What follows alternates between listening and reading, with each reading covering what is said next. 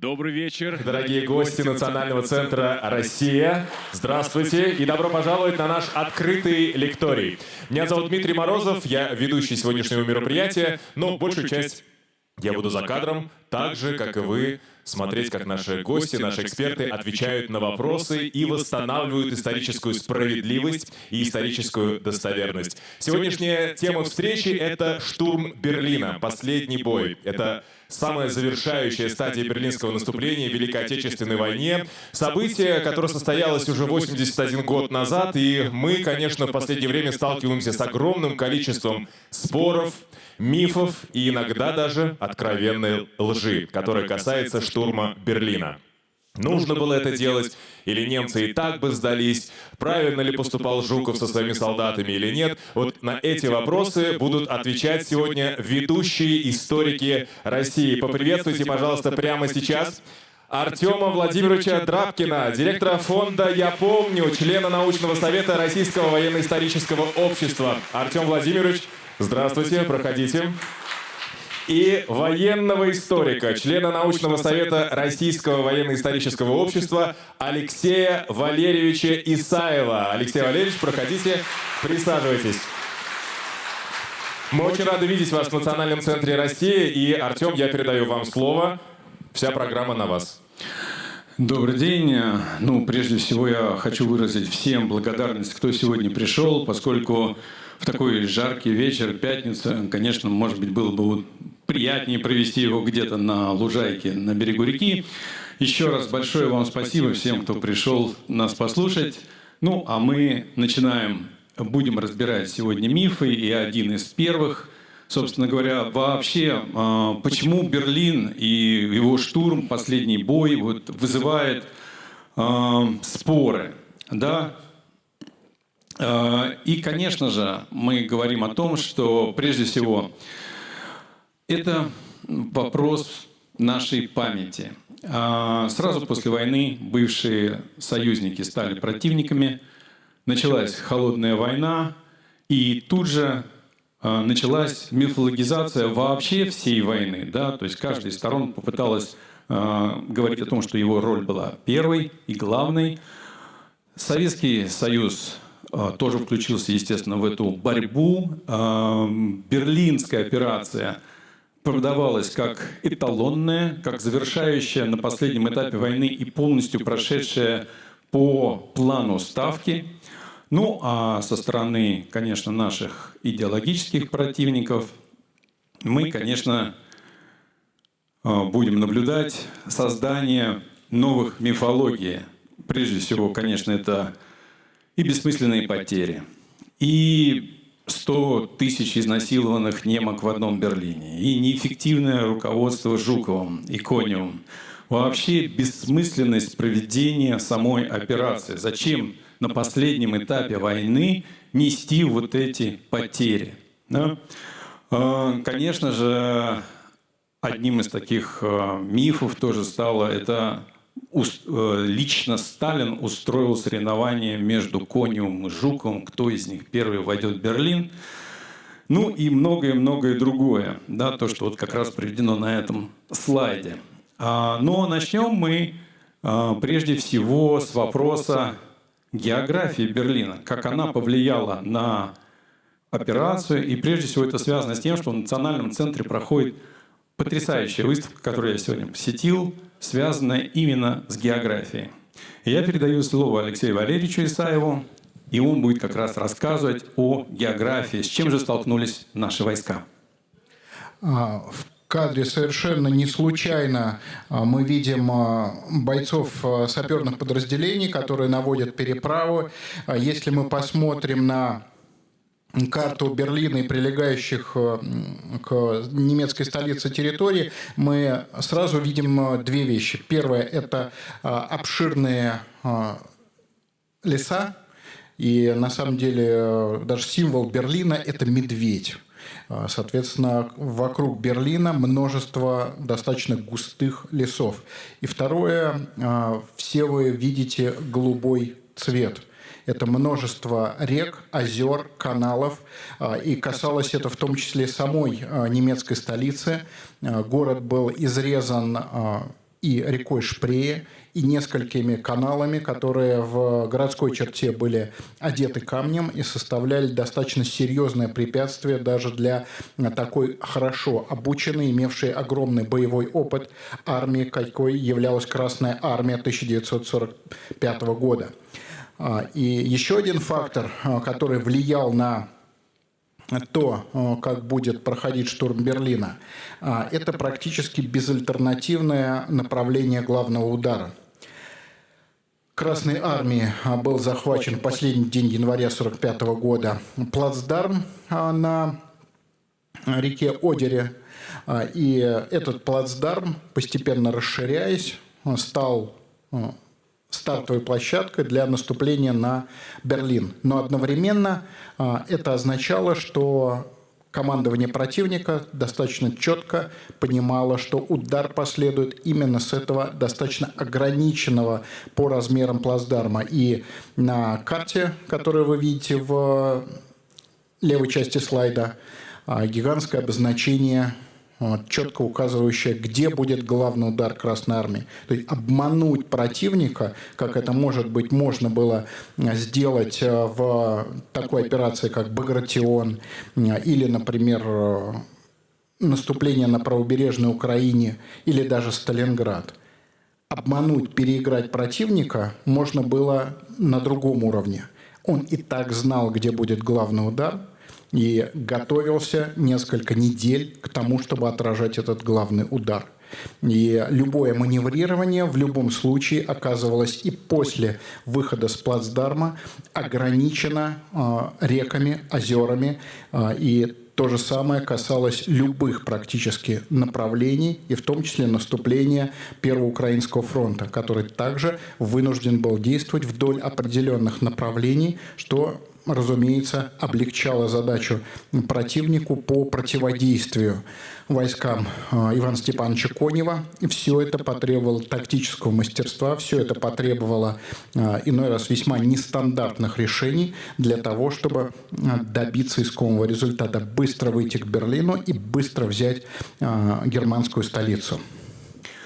Ну, мы еще сегодня будем говорить, конечно, о влиянии высот. Да, мы будем говорить про Зиеловские высоты, которые стали, нельзя сказать, что камнем преткновения, но, тем не менее, задержали войска маршала Жукова, Первого Белорусского фронта. Весь город также был насыщен каналами и реками. И чтобы взять Рейхстаг, потребовалось форсировать реку Шпрее по единственному оставшемуся мосту. То есть все время география накладывает отпечаток на то, как будут вестись боевые действия и где они будут вестись. Например, прорыв из окружения получившегося 9-й армии был по единственному возможному маршруту, потому что только там не было как раз-таки озер и рек.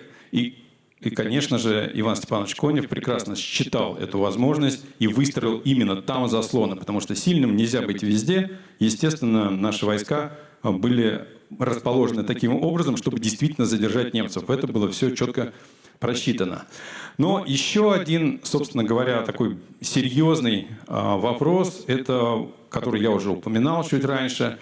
Вообще, стоило ли брать Берлин? Вот последние месяцы войны, да, можно же, окружить его, подождать, пока он сдастся. Может, вообще его союзникам оставить, пусть он их забирает его, да?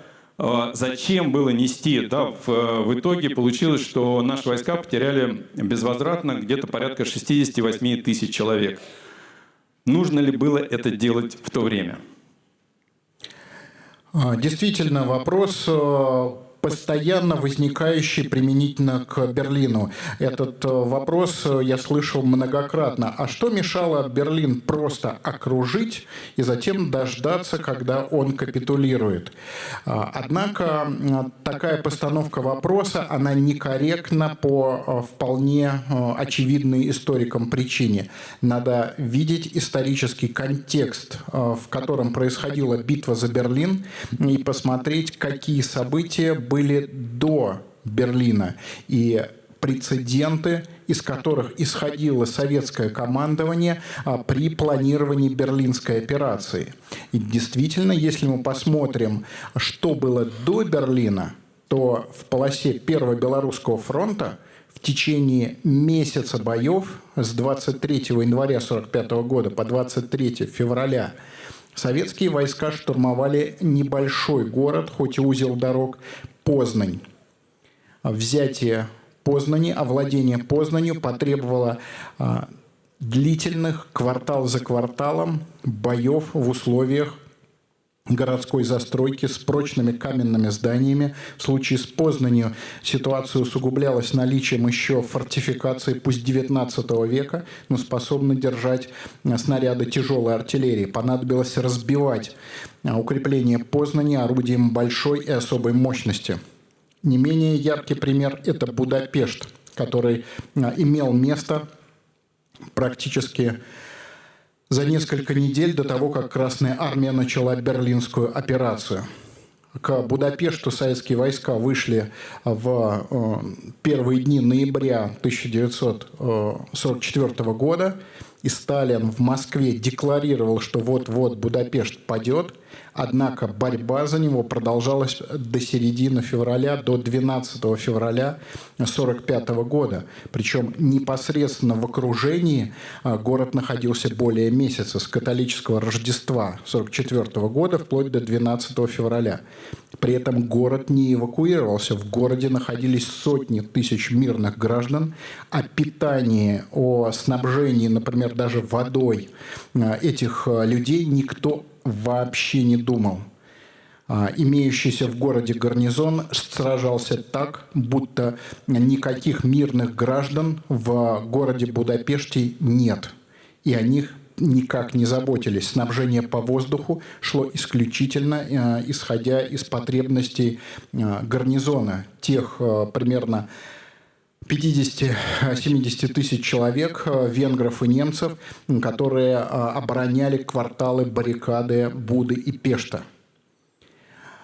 Не менее показательный пример – это Бреслау, столица Силезии, город, к которому Красная Армия подошла еще в феврале 1945 года. На момент начала планирования Берлинской операции он еще оставался не занятым Красной Армией. Город, находившийся в полном окружении, опять же, без эвакуированного гражданского населения, продолжал вести боевые действия. И более того, попытка, как говорится, кавалерийским наскоком перед Берлинской операцией сломить сопротивление гарнизона потерпела неудачу. И, разумеется, имея перед собой такие прецеденты, Бреслау, опять же, капитулировал ввиду безвыходности положения. Окружение Берлина, в котором имелись достаточно обширные склады и вооружений, и боеприпасов, и на самом деле продовольствия, этот город мог сопротивляться очень долго. Я думаю, что месяц – это очень даже оптимистичная оценка того времени, которое потребовалось бы взять Берлин в том случае, если бы он был окружен. Более того, отход в Берлин крупных сил Содерского фронта при банальной операции на охват и окружение германской столицы обещал, что немцы будут сражаться за каждый дом. Ну и что? Может быть, не надо было его штурмовать? Каждый день войны на огромном фронте от Курляндии до Балкан приносил потери. Каждый день гибли люди. И нужно было войну завершать. И это было требование, которое было в сердцах и простых солдат, и маршалов. Поэтому расчет был именно на то, что Берлин надо не просто блокировать, не дать к нему подойти каким-то резервом врага, но уничтожить его гарнизон, причем как можно скорее. Именно это останавливало войну, и это останавливало гибель людей на всем фронте. Берлин был не единственной точкой, где шли боевые действия. В Силезии, в Австрии все это каждый день приносило людские потери. Поэтому то, что Берлин решили штурмовать, это было более чем разумное, исходя из контекста эпохи, соображение. Ну, я бы еще добавил, что, естественно, это и нагрузка на экономику. То есть экономика работает в военном режиме, с 12-часовыми сменами практически, так сказать, в 3 смены работающая. Поэтому, конечно, и это тоже было важно для экономики Советского Союза, завершить ее как можно быстрее, чтобы демобилизовать людей, чтобы они вернулись и в свои семьи, естественно, и в экономику, в мирное развитие.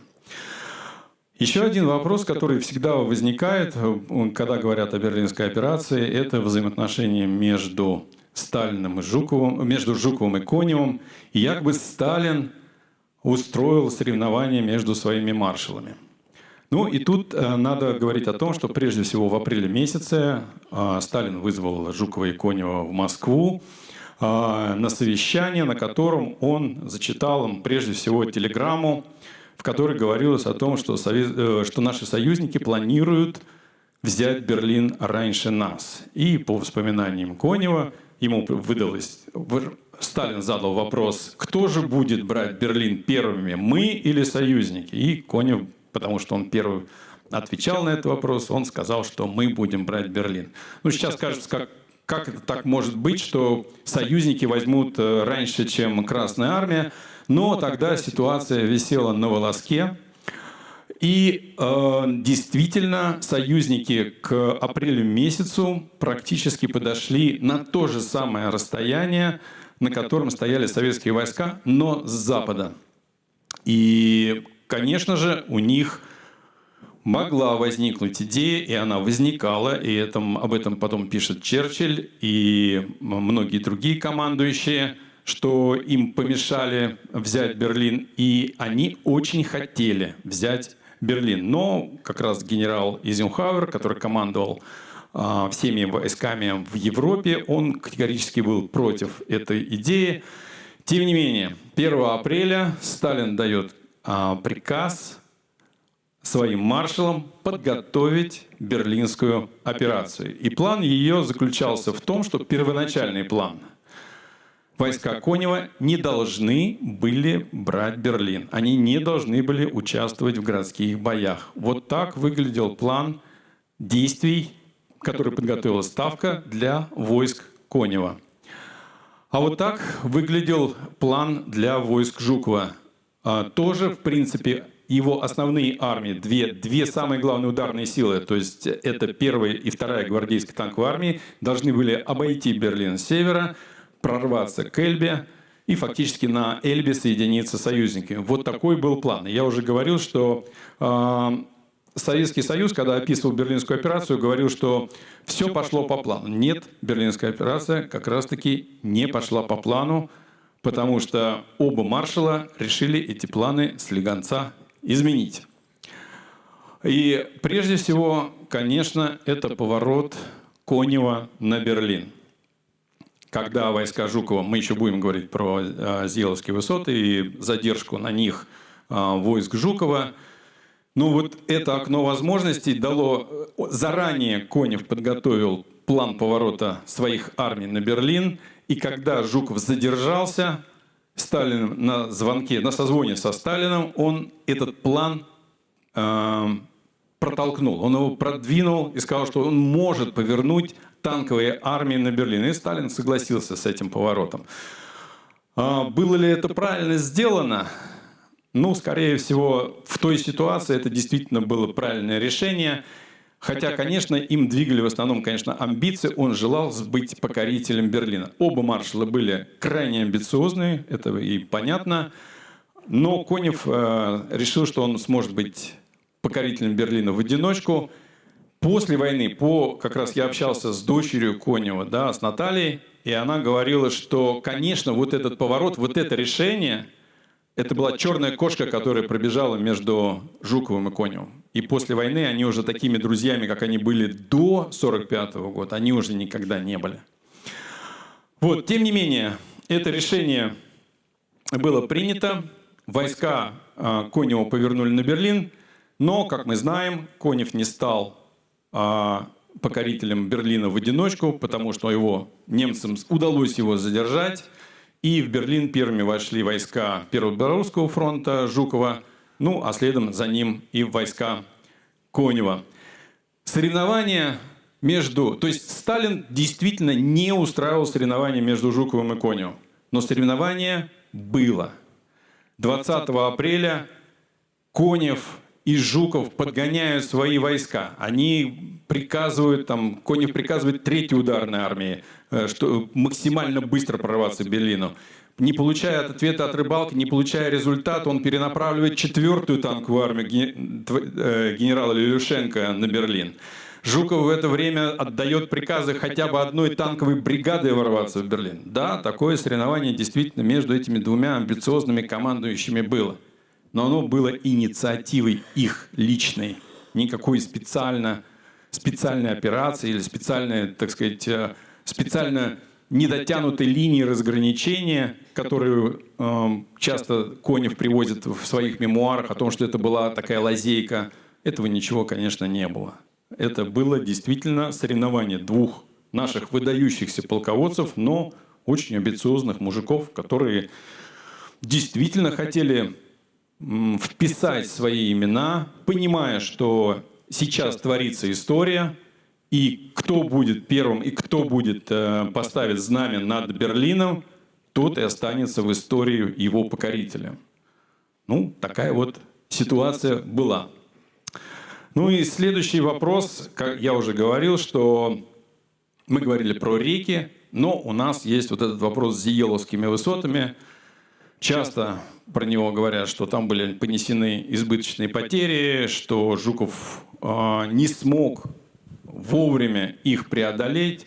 Почему он начал штурмовать именно через высоты? Потому что на самом деле там действительно такой достаточно серьезный обрыв. Высоты – это терраса, фактически отделяющая пойму реки от, собственно говоря, плато, на котором стоит Берлин. Ну и слово Алексею.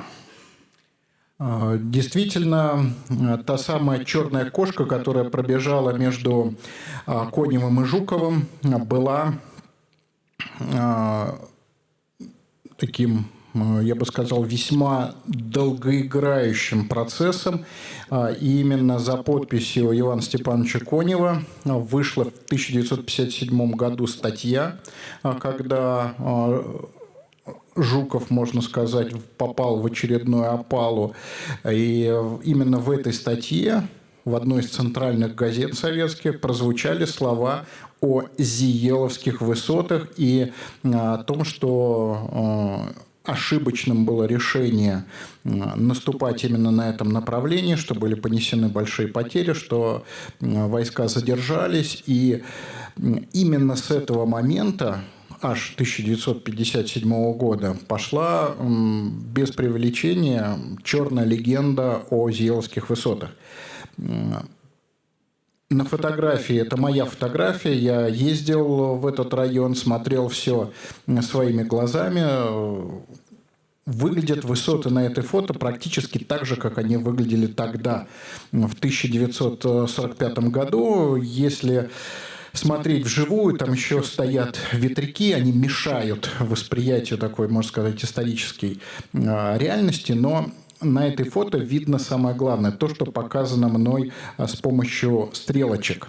Дело в том, что Зиеловские высоты не перегораживают весь плацдарм, точнее, тот участок местности, который принято называть Зиеловскими высотами, он плацдарм не перегораживает.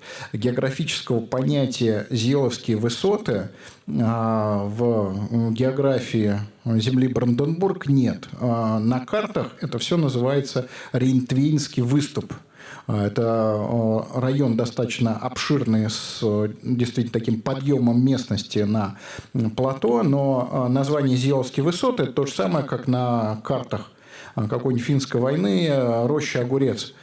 Это название, сделанное нашими офицерами в штабах Первого Белорусского фронта для упрощения обозначения конкретного участка местности. На что был расчет при движении именно на этот участок местности. Высоты вроде бы невысокие, но они непреодолимы для бронетехники. Опять же, как человек, который там стоял на этих высотах и смотрел на достаточно сильный обрыв, я могу подтвердить. танк, такой уклон никакой. Танк, я боюсь, даже современные танки, может быть, даже тем более современные танки, такой уклон не возьмут. И действительно, казалось бы, непроходимый участок местности, за исключением достаточно узких коридоров вдоль дорог. Почему решили бить по этому направлению? Плацдарм для такой крупной группировки, которая была собрана для броска на Берлин, он на самом деле небольшой. И вынужденно разделили полосы наступления, в том числе и через Зиеловские высоты. Соседняя 5-я ударная армия Берзарина и 2-я гвардейская танковая армия Богданова, они высоты не видели. Точнее будет сказать, что у них были другие проблемы. У них были проблемы с ирригационными каналами многочисленными. Им приходилось прежде всего форсировать водные преграды, но в высоты они действительно не упирались. Но, тем не менее, одно из направлений наступлений Первого Белорусского фронта действительно пролегало через высоты. Это 8-я гвардейская армия Чуйкова и 1-я гвардейская танковая армия Михаила Ефимовича Катукова. Расчет был довольно простой. Мощность огневого поражения. Действительно, в Красной армии была собрана сильная группировка и артиллерийская, и авиационная. 16-я воздушная армия – это около 3000 самолетов. Понятно, не все из них ударными, но воздушный молот был очень мощный. Но в первый день операции, 16 апреля, погодные условия не позволили этим воздушным молотом смести все те немецкие позиции, которые были на высотах. И когда из долины Одера вышли к высотам, огонь, который ввели немецкие войска с этих высот, преодолеть не смогли. И что, продолжили штурмовать в лоб? Нет. Зиеловские высоты в лоб не брали. Для того, чтобы преодолеть оборону Одерского фронта, был предпринят достаточно замысловатый обходной маневр, когда по северной кромке высот, опять же, вот стрелочками помечено, и на фотографии видно, что Зиеловские высоты в определенный момент обрываются.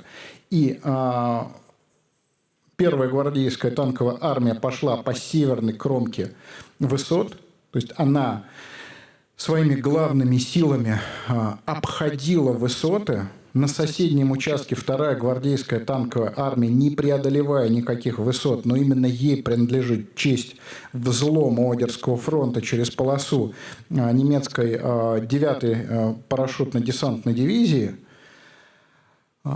пробив очень узкий коридор, практически проткнув оборону противника спицей, сумели через этот узкий коридор прорвать тактическую оборону, на которую опирались в том числе войска, сидящие на Зиеловских высотах, обойти их, выйти им фактически в тыл.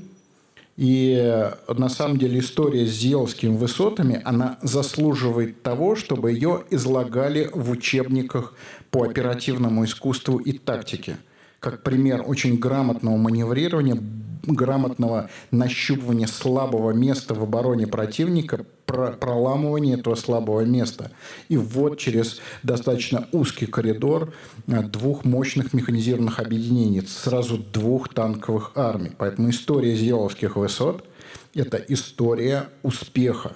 Да, оборону противника прорывали дольше, чем планировали, но ее прорвали прежде всего грамотно и профессионально. Опять же, мой личный опыт, когда я ездил на Зиеловские высоты, экскурсию со мной вели с помощью альбома карт с натовскими обозначениями. Когда я спросил, а зачем эти натовские обозначения, сказали, а тут регулярно офицеры НАТО приезжают, смотрят, как русские прорвали Зиеловские высоты, мы их вводим, показываем, и у них прям такой готовый, уже несколько потрепанный альбом с картами, с фотографиями той местности, на которой происходил этот прорыв. Это такая полевая поездка для офицеров НАТО. Они им показывают, как надо делать. И на самом деле история Зиеловских высот – это как надо делать. Я сам был на высотах в декабре, снимал там ролики. Действительно, с юга до Зиелова высоты практически непреодолимы для бронетехники. И когда смотришь с севернее Зиелова, то кажется, что ну а почему бы не сдвинуть на самом деле полосу чуть севернее, и там высоты, действительно они такие пологие, просто холм такой пологий. И казалось бы, действительно ошибка Жукова, но почему так не сделать? Но когда посмотришь на карту высот, если есть такой в доступе ресурс, карта географическая высот, то очень четко совершенно еще чуть севернее начинаются высоты намного больше. То есть это действительно такой оборонительный рубеж, который Жуков, прекрасно читая карту, он понимал, что здесь точно остановят. И севернее наступать просто было нельзя. Поэтому, собственно говоря, ввели как раз там, где высоты были наименьшие. Это Врицен. Врицен, да. Врицен как раз он, собственно, на северной части плацдарма. Ну и мы потихонечку движемся к следующему мифу. Это Рейхстаг. Да? Действительно, сейчас много говорится. Там и ролики сейчас вышли новые, так сказать, описывающие, что Рейхстаг вообще не имел никакого значения. Рейхстаг, поскольку его сожгли, его не использовали, зачем было вообще это брать, и вообще это ерунда какая-то, зачем-то русские придумали там флаг поставить. Да? И что здесь? Почему именно Рейхстаг? И как выдружали Знамя Победы? Почему Рейхстаг? Как справедливо было замечено, Жуков отлично читал карту, причем это было и в 1941 году, и в 1942, и в 1945.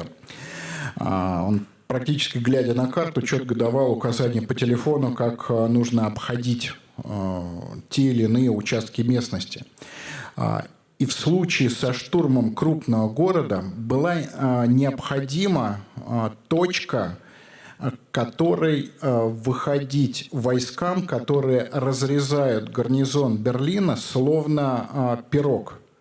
Если мы посмотрим на карту города, то мы увидим, что Рейхстаг – это одиноко стоящее здание, оно четко читается на карте, в обширном районе, как сейчас бы сказали, зеленки.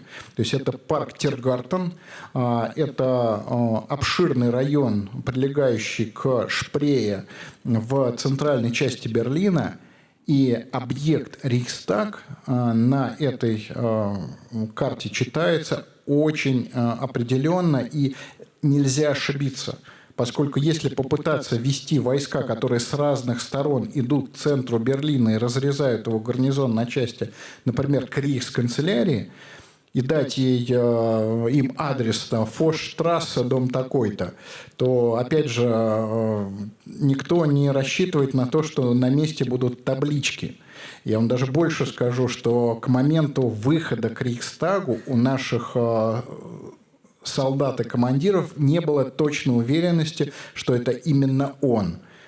Тогда была другая эпоха, и разослать всем на смартфоны изображение Рейхстага, сказать идти сюда, или даже не Рейхстага, а какого-нибудь другого объекта, было затруднительно. Выбрали очень заметный объект, к которому можно было подойти с разных сторон, который действительно в 1945 году он не имел административного значения. После известного поджога Рейхстага и прихода к власти нацистов здание германского парламента пустовало, и даже те заседания, которые проводились вскоре после захвата власти нацистами, они проходили в здании напротив Кроль-оперы. Секунду просто. Я хочу спросить, а кто-нибудь знает, как выглядит здание администрации президента России?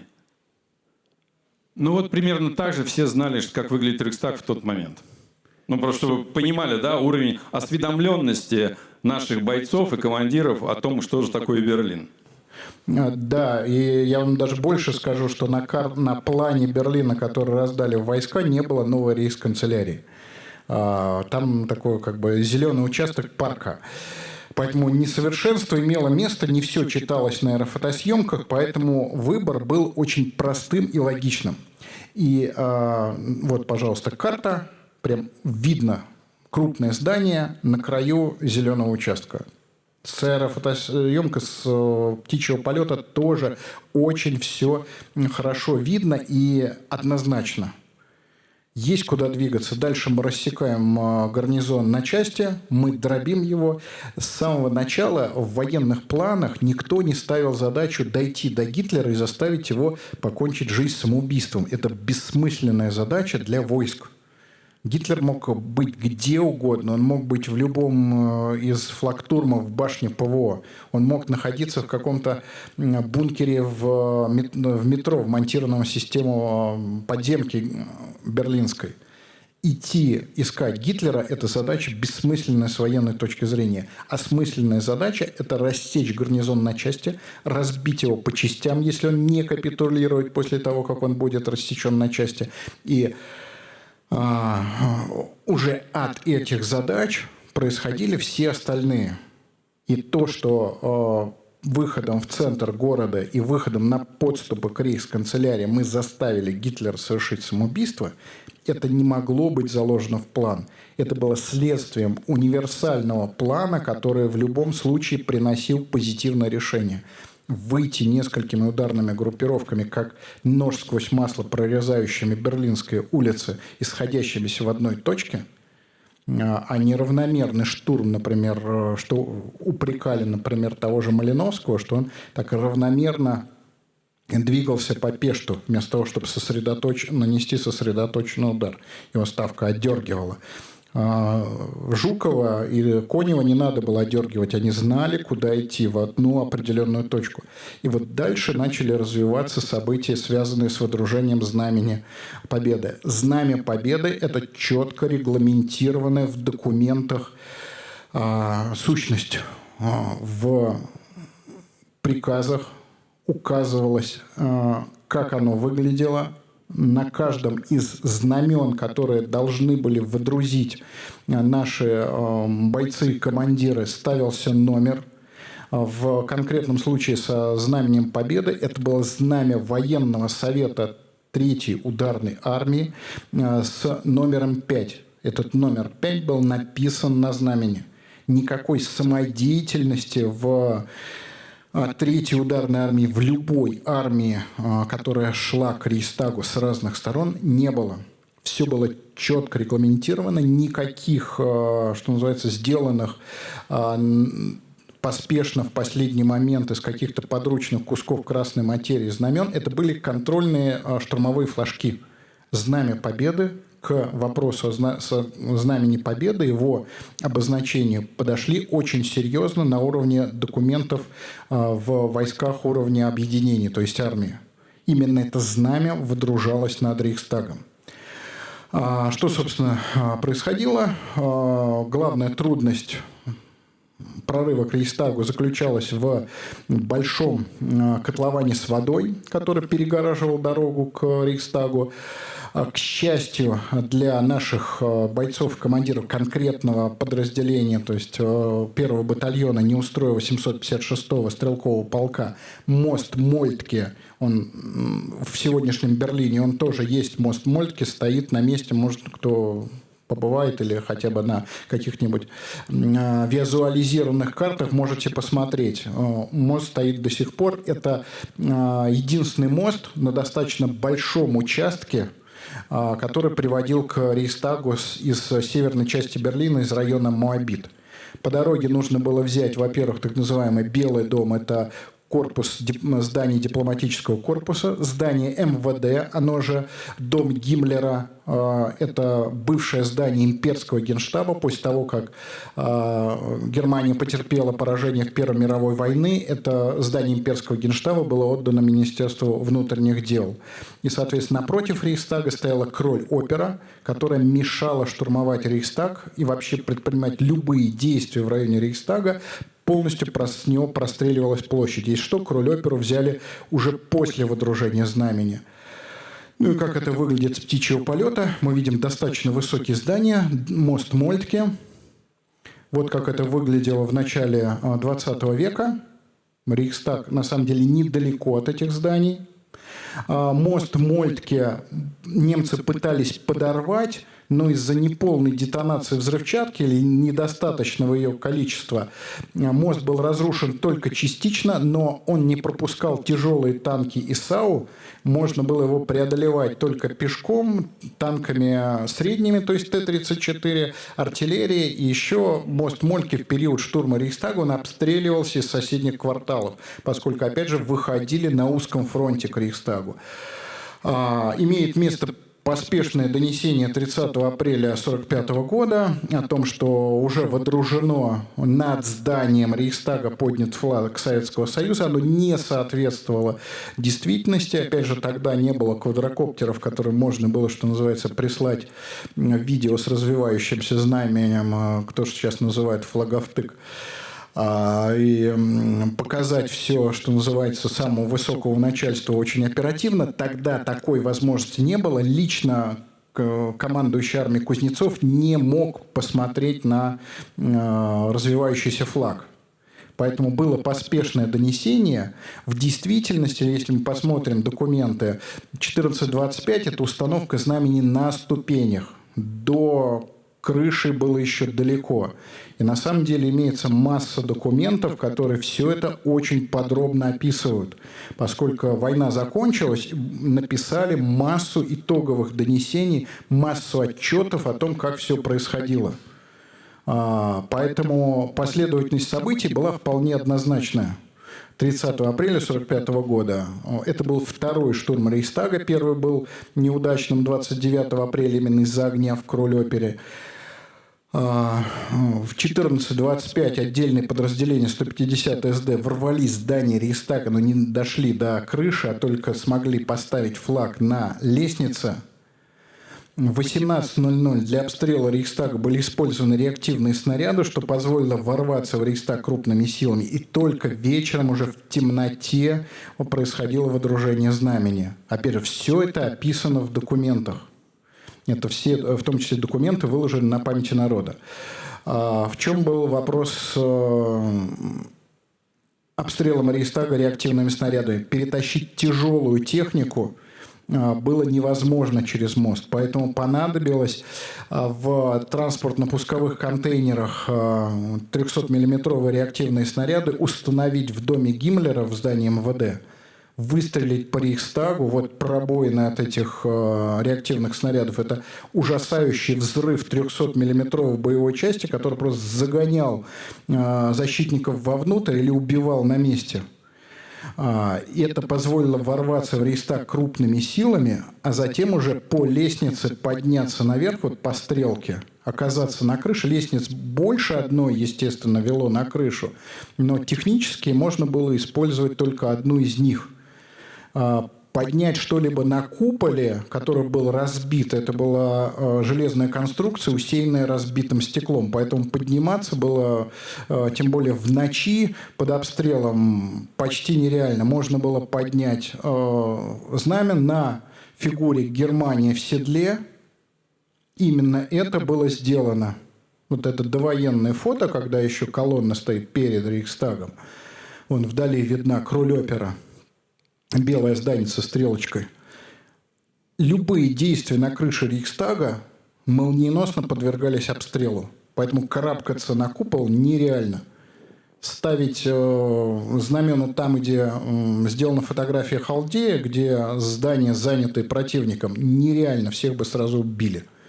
Было возможно, только очень осторожно в ночи поднять знамя на Германии в седле. И именно это знамя стало знаменем Победы.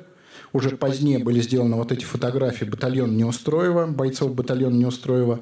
Именно здесь, на этой фигуре, подняли знамя, а потом уже его перенесли на купол. Поскольку знамя было небольшое, потом заменили уже на более подходящее по размеру полотнище, которое было хотя бы видно снизу.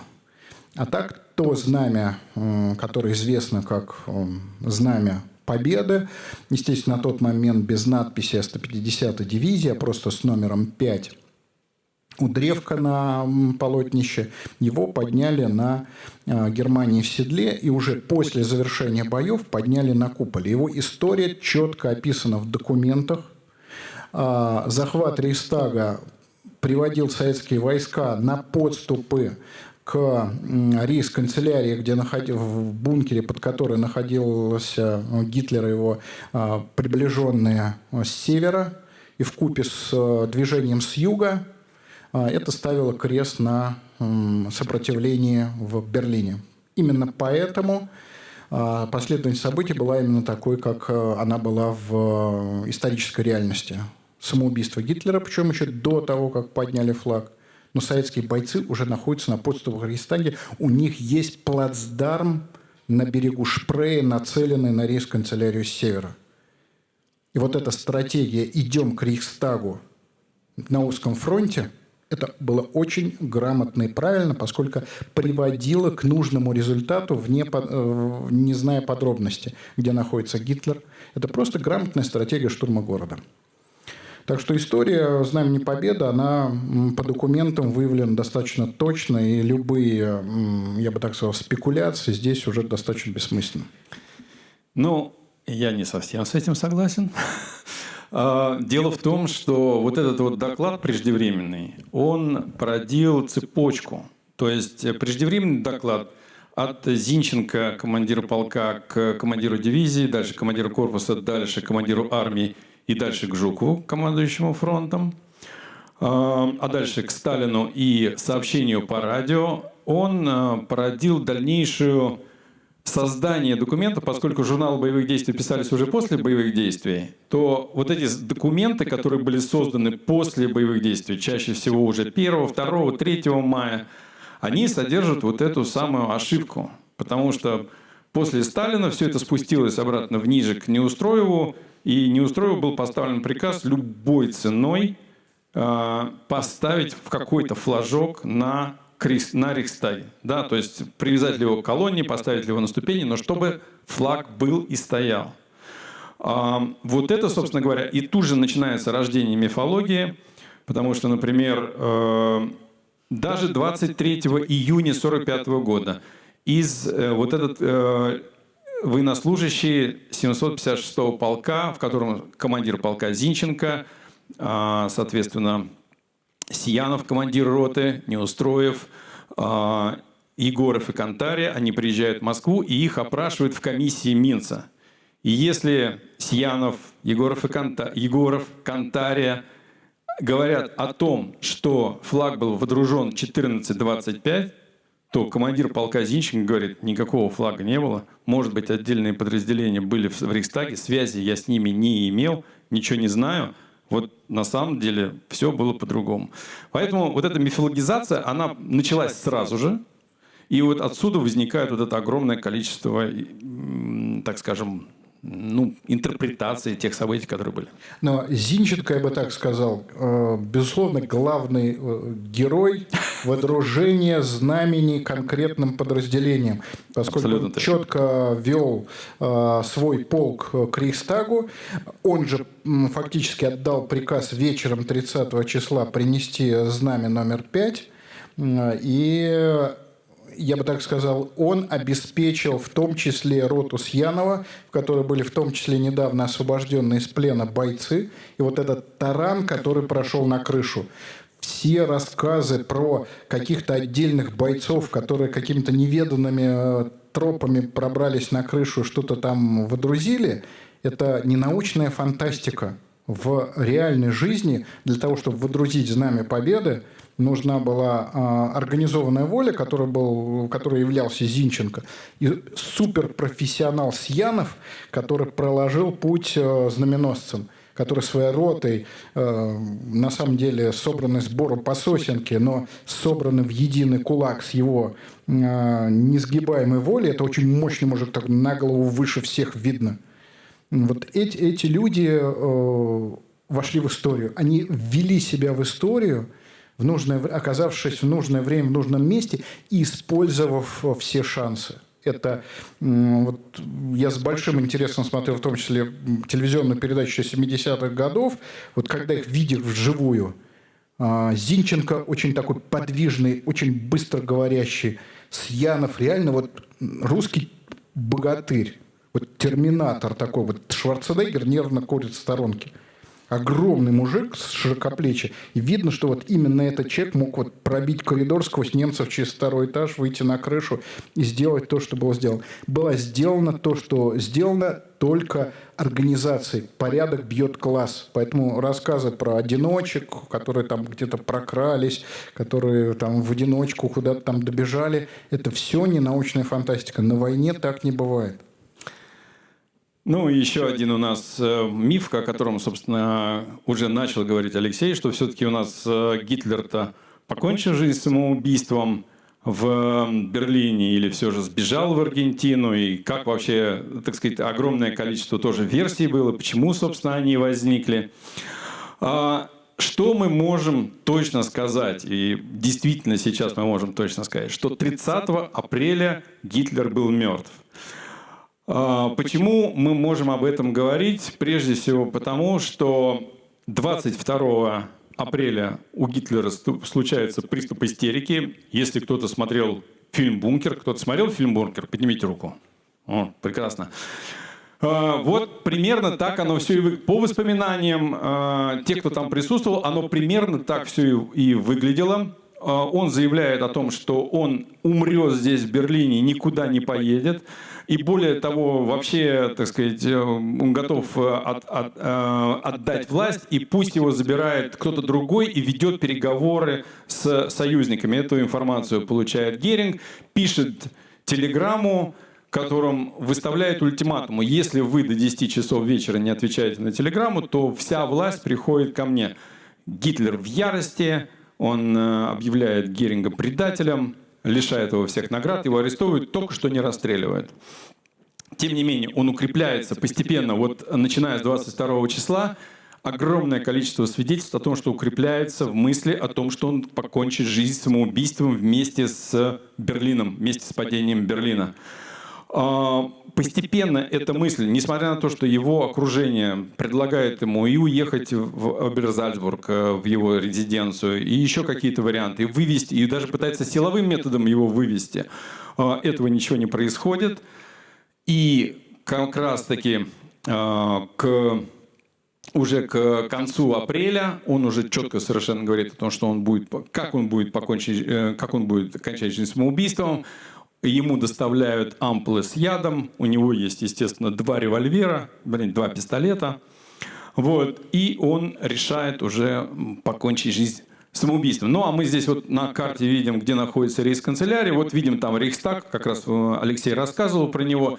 Рейхсканцелярия находится всего в километре. Это реально 10 минут пешком. Не далее, как вот в декабре прошло это расстояние. Кроме всего прочего, с юга подходит 8-я гвардейская армия. 8-я гвардейская армия Чуйкова, она не штурмовала рейхсканцелярию, она не смогла дойти, потому что уперлась в 2 вокзала, Вангальский и Потсдамский, и там немцы их остановили фактически. И до 2 числа армия продвинуться не могла, но она подошла всего где-то тоже километр до рейхсканцелярии. Рейхсканцелярия...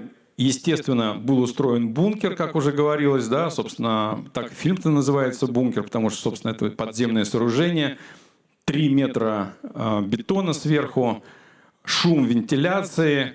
Те, кто посещал бункер извне, там Ханна Рейч пролетала, да, она оставила воспоминания, что те, кто жил в этом бункере, они уже жили полностью оторванные от реальности, да. Они все еще считали, что их могут спасти, что их могут вывести, что сейчас будет чудо-оружие, наши войска, наши, я имею в виду немецкие войска, прорвутся, освободят Берлин. Там был уже абсолютный такой паноптикум, атмосфера была крайне напряженной, и уже такой развал дисциплины уже был. В общем и целом состояние и самого Гитлера было после покушения 20 июля 1944 года, оно уже было физически, он был очень истощен. Вот. И, в общем, его вот эта решимость покончить с собой, она вопросов не вызывает. Что происходило 29 числа, 28 числа Гитлер услышал, что начинается, что Гиммлер ведет сепаратные переговоры, он и Гиммлера объявил предателем, и это было последней каплей, собственно, та самая соломинка, которая сломала хребет верблюду. 29 числа он по просьбе Евы Браун вступает с ней в брак и 30 числа кончает жизнь самоубийством. Вот, собственно говоря, здесь на этой фотографии Алексей с куском черепа Гитлера, да, я так понимаю? Да, это Гарф. Ну да, челюсть, честно скажу, не смотрел, но вот череп с пулевыми пробоинами видел. Это, как говорится, фотоподтверждение. Это в прошлом году была передача на России. Вот. На правой фотографии, собственно, диванчик, на котором Гитлер и Ева Браун покончили жизнь самоубийством. Ева Браун приняла ампулу с цианистым калием. Что произошло с Гитлером, никто не знает точно. Вроде бы между челюстями нашли ампулу с цианистым калием, а одновременно дырка в черепе, в височной части. Кто-то говорит, что никакой ампулы не было. Была только дырка в височной части. Факт остается фактом, что Гитлер покончил жизнь самоубийством. Тело, много людей было свидетелей, которые выносили тело. Тело начали сжигать. Сжигать тело, мы на 80% состоим из воды. Сжечь тело очень трудно. И, соответственно, сжигали его долго, обливали бензином, но в итоге не сожгли. И вот этот вот кусок, который, собственно говоря, Алексей держит в руках, он попал в архив. Часть хранится в Гарфе, часть хранится в архиве ФСБ. Челюсть в архиве ФСБ, там очень характерные зубные коронки. Вот. Дальше, собственно говоря, от союзников спрятали эту информацию, и поэтому союзникам просто сказали: Гитлер покончил жизнь самоубийством. И дальше началась вот эта та самая мифология, которая там о том, что он сбежал. И понятно, что такая фигура, так сказать, она вызывает противоречивые чувства. Может быть, он действительно, кому-то нравилось, что он сбежал, идея. Но и тут сыграла роль свою секретность наша. Гитлера захоронили один раз, потом перезахоранивали второй раз. Третий раз в 70-м году Андропов провел операцию «Архив», по которому все останки, они уже были перемешаны, это была семья Геббельсов и Гитлер с Евой Браун, изгумировали и окончательно сожгли. Причем я разговаривал с людьми, которые писали документы по этому сожжению. И они сказали, что даже в документах, которые они составили, это были, естественно, сотрудники КГБ, написали другое место. То есть точно никто не знает, где Гитлера развеяли. Но мы точно можем сказать, что 30 апреля Гитлер был мертв. Ну и последнее, о чем мы будем говорить, это гуманитарная миссия Красной Армии. Тут мне кажется, что это очень важный блок, потому что, конечно, я не буду сейчас говорить там о 2 миллионах изнасилованных немок и как родилась эта мифология, и кто принимал участие в ее создании, потому что у нас есть книга, будет цикл лекций на видеолекции, там будет это подробно разбираться с опорой на все источники. Но наши, так скажем, оппоненты, да, по идеологической борьбе, они сразу запустили вот эту историю в массы, ее подхватили. А на самом деле, действительно, наша армия выполняла гуманитарную миссию. Если Германия, когда входила в Советский Союз, у них был план Баки, план голода. По этому плану им не нужно было наше население, мы были не нужны. Да? По этому плану вся территория должна была кормить армию вторжения и должна была отправлять продовольствие в Рейх. Первую зиму должно было умереть 30 миллионов наших сограждан. И это был их план. Да, он не реализовался, да, ему не дали реализоваться, но они это планировали. Когда мы вошли в Берлин, сразу было понятно, что мы будем кормить. Надо напомнить, что Берлин – это крупнейший мегаполис Европы того времени. 4 миллиона довоенного населения, и примерно осталось порядка 3 миллионов тех, кто встретил Красную армию. Склады были расположены по окраинам Берлина. Можно было, условно, 2 недели эту массу людей не покормить, там бы вообще никто живых не остался. Тем не менее, сразу же, первый же приказ. Комендантом Берлина назначают командующего 5-й ударной армии генерала Берзарина. 30 апреля. Еще не закончены бои, а уже Берзарин отдает приказ о том, что Надо кормить население. Назначаются рационы соответствующие. 8-го, только-только вот подписали капитуляцию, 8-9 числа в Берлин прилетает Хрулев, начальник тыла Красной Армии, и Микоян. И они организовывают питание берлинцев. Прежде всего, они организовывают, чтобы войска поставляли питание, чтобы они выделяли транспорт, чтобы они выделяли людей. Мало того, начинается восстановление Берлина. То есть восстанавливается прежде всего вода, конечно. Вода и электричество. Естественно, ничего это с 23 апреля, ничего это в городе не работало.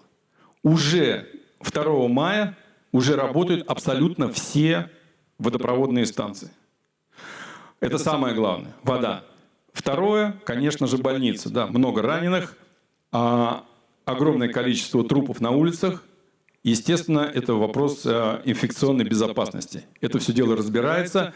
Войска начинают выполнять вот ту самую гуманитарную миссию. Разбирают завал, помогают разбирать завал. Естественно, сгоняют туда и мирных жителей.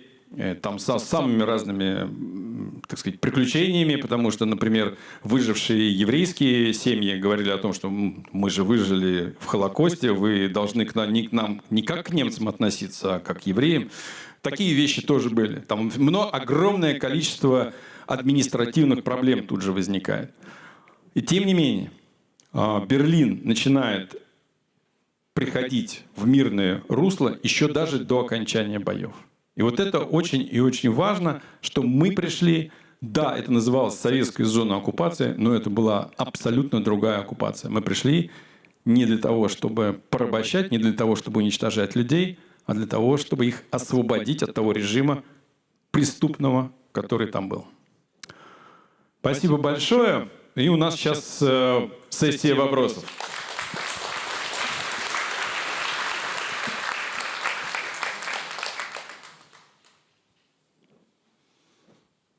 Да. Здрасте. На момент выхода наших к Берлину сколько примерно обороняло Рейхстаг немцев? К моменту выхода, наверное, к Рейхстагу. На самом деле гарнизон Рейхстага был крайне многочисленным. Он составлял около 1000 человек в сумме. Иногда говорят о том, что там были французы. Нет. Французы находились южнее рейхсканцелярии. Это совсем другое направление. Значительная часть гарнизона Рейхстага в ходе штурма была загнана в подвал. Часть находилась на 2-м этаже, и, собственно, через них потребовалось пробиваться роте Сьяновой. 1 мая, находившиеся в подвале, устроили контратаку с пробиванием пола. Потребовалось их выжигать огнеметами. В общем, если кто-то думает, что флаг водрузили, и после этого Рейхстаг наш, это не так. В Рейхстаге весь день 1 числа шел бой. И уже после того, как сопротивление было сломлено, остатки гарнизона взяли в плен. Правда, часть гарнизона разбегалась. Мне довелось побеседовать с одним из участников, он был из фолькштурма, человек, который находился в Рейхстаге. Он сказал, что после того, как ворвались в Рейхстаг, многие стали уходить, и в том числе он. И была возможность разбежаться, часть разбежалась. Но, тем не менее, изначально гарнизон Рейхстага был большим. Почему? Поскольку это был крупный опорный пункт. И немцы даже предпринимали контратаку с танками для того, чтобы его отбить. Поэтому, кто говорит, что Рейхстаг не имел значения, он очень сильно неправ. Надеюсь, достаточно. Добрый вечер. Спасибо за лекцию. Если посмотреть, я не знаю, альтернативную историю, да, то есть если бы у британцев удалась операция Маркин Гарден и мост все-таки был занят, они бы поучаствовали в штурме Берлина? Альтернативная история, она, конечно, очень такой тонкий лед, хотя это тоже способ познания. Да, безусловно, по состоянию на 1944 год, осень 1944 года, конечно, Красная Армия находилась еще достаточно далеко. Другой вопрос, что и немцы еще были достаточно сильны, поэтому удалось бы дойти, не удалось, это очень большой вопрос. Но я вам отвечу так, что все решилось, на самом деле, ну, Маркет Гарден, он, на мой взгляд, изначально был идеей провальной. Все решилось в конце января 1945 года, когда Жуков, дойдя до Познани, решился идти дальше. Вот если бы Красная Армия застряла на поясе Варты-Одера, это так официально назывались укрепления на границе Германии и Польши, мы их называли Мезерицкий Ур, потому что там город Мезериц, мы по-своему переначали Мезерицкий Ур. Официальное название – пояс Варты-Одера. И после войны, уже, по-моему, в декабре 1945 года было совещание, где Жуков, можно сказать, на ходу прикинул, сколько бы потребовалось Красной Армии, чтобы взломать эти укрепления. Укрепления очень серьезные, сопоставимые с Западным валом, на котором надолго застряли союзники, как раз осенью 1944 года. Это 3 месяца в сумме. И эти 3 месяца могли разделить, что называется, жизнь на до и после. И союзники могли войти в Берлин с запада, в том числе с учетом настроения германского генералитета. Будем сражаться, пока нам в спину не ударят американские танки. То есть, как только появились бы американские танки, часть организованного сопротивления бы коллапсировала. И там 9-я армия Бюссе фактически, я думаю, что не оказывала бы серьезного сопротивления удару с запада. И технически, если, опять же, не вот это решение Жукова с открытыми флангами идем на Берлин и постараемся взять пояс Варты-Одера в маршевых колоннах, что получилось, у Жукова все получилось. Он действительно проскочил пояс Варты-Одера на раз-два. Союзники могли взять Берлин. То есть все решилось уже на самом деле в 1945 году. Нельзя сказать, что вот прям все было предопределено с самого начала, что Красная Армия войдет в Берлин. Одна из проблем как раз у немцев было то, что все-таки мы же знаем, что граница Германии в тот момент была намного восточнее, да, и часть вот эту, которая по Одеру, они отдали Польше. И основные как раз вот этот оборон, то, что говорил, выстроилась по этому линии, а сам Берлин к боям не готовили. До марта месяца не существовало плана обороны Берлина.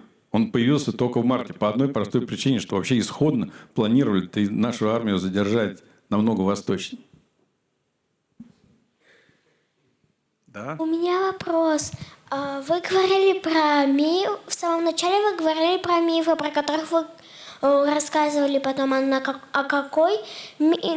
разгадку какого мифа понадобилось больше времени и силы? Какая разгадка какого мифа потребовалось больше силы и времени? Ну, я за себя отвечу. Разгадка Зиеловских высот и вот восстановление по крупицам, на самом деле понадобилось перелопатить очень много документов и книг. Я в том числе заказывал тогда за границу в начале, в нулевые годы заказывал целый ряд книг, потому что были проблемы с доступом к документам противника. И, можно сказать, по крупицам удалось собрать такой пазл, как взламывали Одерский фронт. Это, поэтому миф о том, что вот Зиеловские высоты, что это там какая-то роковая ошибка, что это бессмысленный штурм, вот это у меня понадобилось наибольшее усилие на это, но опять же поднятие данных по потерям, из которых следует, что наши потери на Зиеловских высотах, опять же, это оценочная цифра, поскольку отчитывались раз в 10 дней. Зиеловские высоты взяли за временной интервал меньше 10 дней. Это примерно где-то 4000 человек. Поэтому даже на мемориале Зиеловские высоты там называются какие-то фантастические цифры, типа 50 тысяч человек. Это полная ахинея. Безвозвратные потери Красной Армии на Зиеловских высотах, вот в том районе, который называется в оперативных документах Красной Армии Зиеловские высоты, Рейнвейнский выступ в районе Зиелова, это примерно 4, ну максимум 5 тысяч человек. Вот это да, это мне понадобилось очень много, при этом это было до поездки в Германию. Потом меня пригласили из музея Зиеловских высот, и мне сказали так: вы как Карл Май, немецкий писатель, который всю жизнь писал про индейцев и ковбоев, ни разу в Америке не был. А вот сейчас мы вас проведем. Ну и вот с этими натовскими картами меня провели и показали, как оно было дело. И действительно, вот то, что я увидел на карте, как бы, ну и то, что вычитал из документов, оно подтвердилось полевой поездкой. И вот это был для меня такой вот момент истины. Я вот ехал в поезде, как раз вот извергался вулкан, если кто-то помнит, это давняя история. Я вот ехал с чувством, что наступил момент истины. Вот это у меня понадобилось очень много времени, сил на то, чтобы с этим всем разобраться. Да. Можно вопрос? А вот часто освещаются действия советских танковых войск в битве за Берлин. А касательно немецких танковых войск в битве за Берлин, что можно про это сказать? Ну, во-первых, у гарнизона Берлина имелось немалое число танков.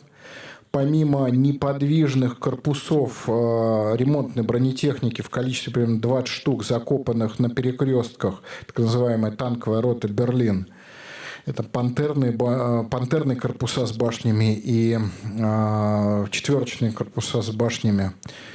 Они доставили определенные неприятности. Имелась бронетехника, в частности, тяжелого танкового батальона СС, который участвовал в том числе в прорыве из Берлина. Он пробивал дорогу из Берлина и пытался на одном из королевских «Тигров» вывести Бормана безуспешно.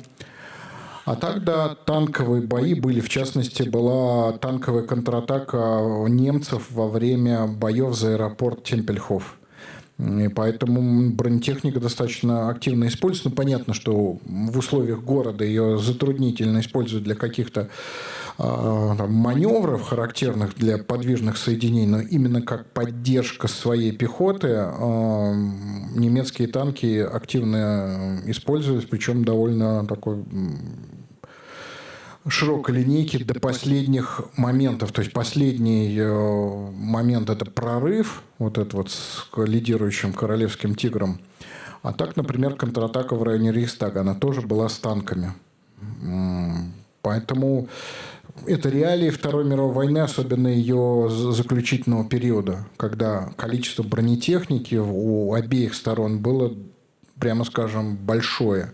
Другой вопрос, что фуст-патроны были именно в условиях Берлина более опасным противником чисто статистически. Но немецкие танки были, например, вот эту вот пантерную башню, точнее корпус башни на Бисмаркштрассе, его понадобилось обходить, расстреливать сбоку. Там немало хлопот доставил этот эпизод. Поэтому, да, танки у немцев были. Есть даже книга недавно вышла на Западе как раз про танки в боях за сам город Берлин. У нас последний вопрос. Я бы хотел, чтобы вот молодой человек его задал.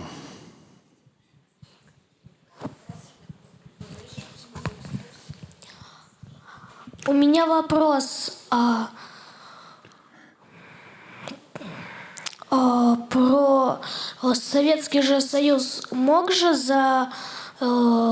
сказать то, что Германия ему принадлежит? Он же прошел путь, он поставил знамя над Рейхстагом, он, можно сказать, завоевал Германию. Да, можно было бы и всех немцев выселить, и вообще их не кормить, и устроить им геноцид, но тогда мы ничем не отличались от Гитлера и от его режима. А мы очень сильно отличаемся. И поэтому мы так не могли сделать. Это действительно была оккупационная зона, то есть мы оккупировали эту часть, но...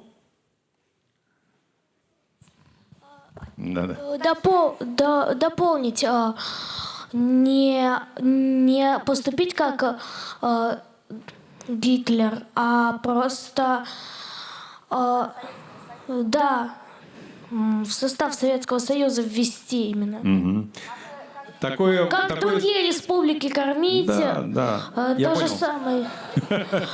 Поставлять что-то, но именно ввести в подчинение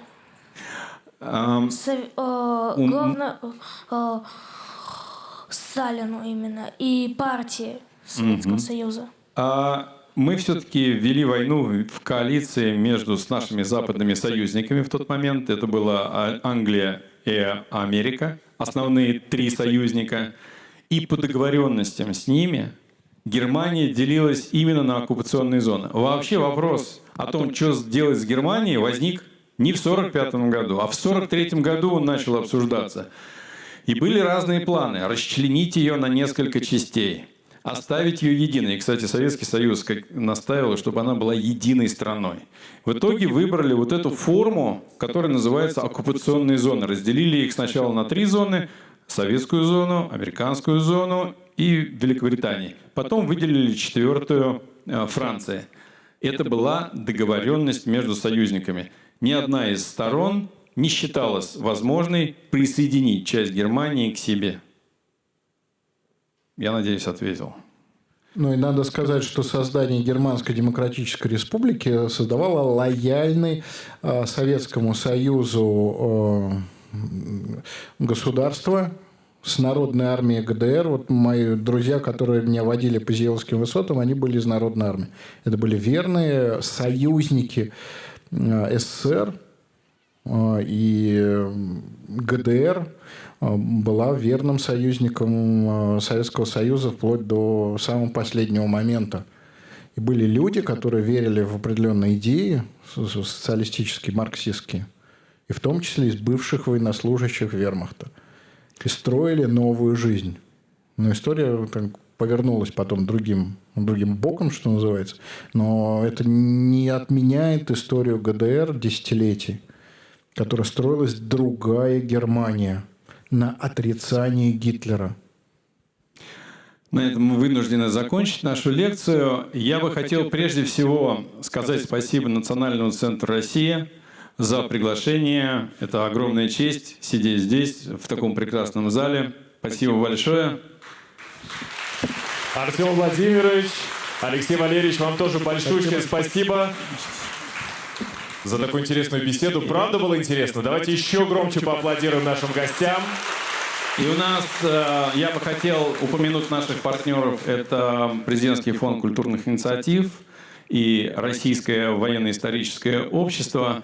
Ну и сказать, что у нас есть курс бесплатный на онлайн-платформе «Лекториум», который любой желающий может пройти в свободное время и узнать намного больше, чем то, что мы сегодня сказали. Сканируйте QR-код и приходите к нам, учитесь, познавайте историю. У нас в Россия уникальная страна с абсолютно уникальной историей. Даже погружение просто в Великую Отечественную войну – это очень маленький, это всего 4 года истории нашей страны. Можно изучать бесконечно. Но таких периодов их огромное количество. И, конечно, я желаю всем, чтобы мы все как можно лучше знали нашу страну.